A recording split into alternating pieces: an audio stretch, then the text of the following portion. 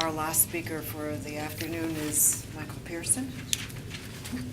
Good afternoon. I wish to thank the board for allowing me the opportunity to present my opinions concerning proposed changes to the board's representation case procedures.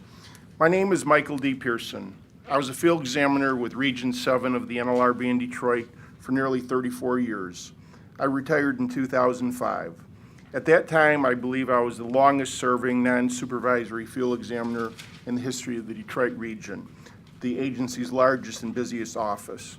I was involved in the processing of thousands of petitions and unfair labor practice charges. On a daily basis, I was involved in every phase of representation cases.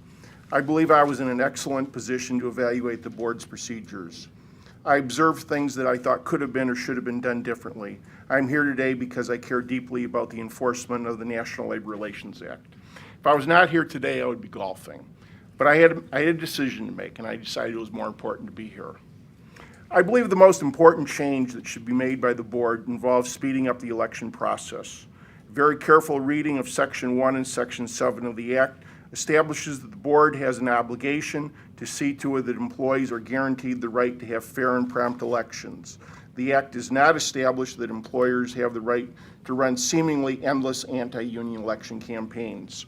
I recall one case where a management consultant spent every working minute of every work day at the employer's facility for an entire 4 weeks prior to the election. Was that really necessary under the Act? The proposed changes will not mean that employers cannot campaign. They may have a somewhat shorter time period to campaign after a petition is filed, but most employer campaigns begin well before petitions are filed. Currently, employers hold mass meetings of employees. They hold frequent one-on-one meetings, sometimes on a daily basis. Employees are frequently required to view anti-union videos. Employees are flooded with flyers, letters, or emails from their employer. In that regard, I once heard an employee waiting in line to vote say to a coworker, "At least there won't be any more letters." After changes to the board's procedures, employers will continue to be able to use all of the tactics that I've just mentioned in election campaigns. I know that some will say that if the election process is speeded up, employers will be taken by ambush.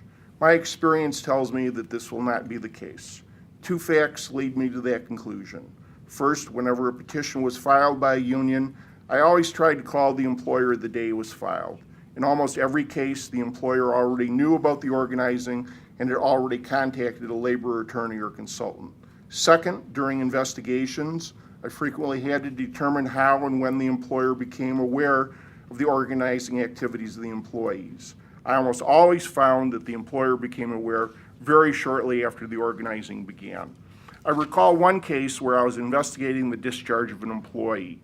After I had completed my interview of the owner, she commented that she noticed that I had spent quite a bit of time going over when the employer became aware of the union activities of the employee. She said to me, "You know, we always know."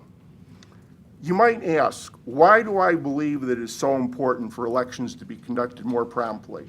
Under current board procedures, employers can hammer away at employees on a daily basis for several weeks.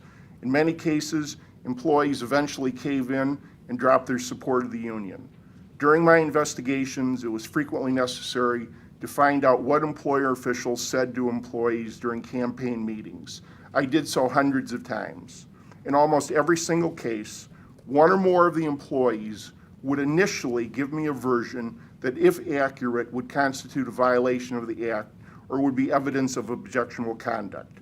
However, when I carefully questioned the employee to find out precisely what was said, it often turned out that the employer had said something slightly different, which artfully skirted the law.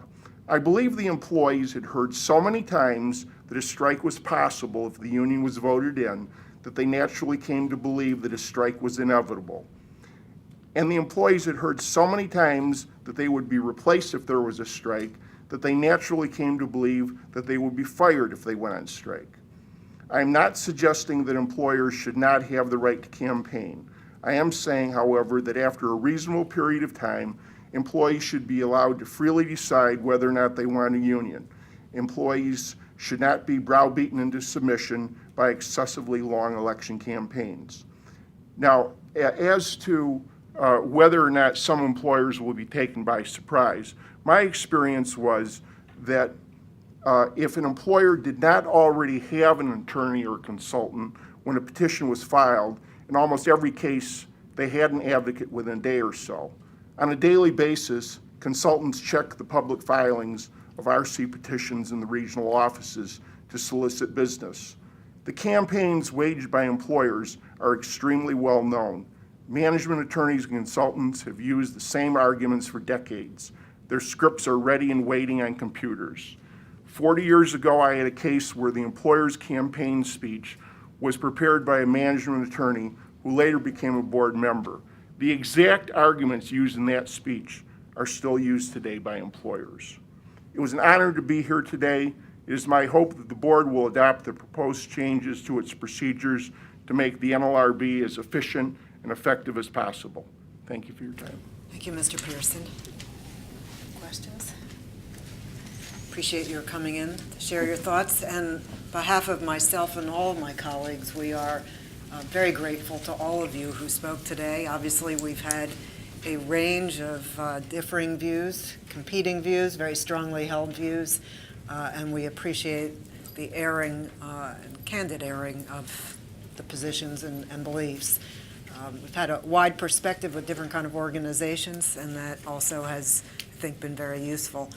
So with that, we will adjourn for today. We'll begin tomorrow morning at 9 a.m. with another full round of speakers, morning and afternoon. I hope you'll come back and join us tomorrow. Meanwhile, have a good evening, and we're in recess now.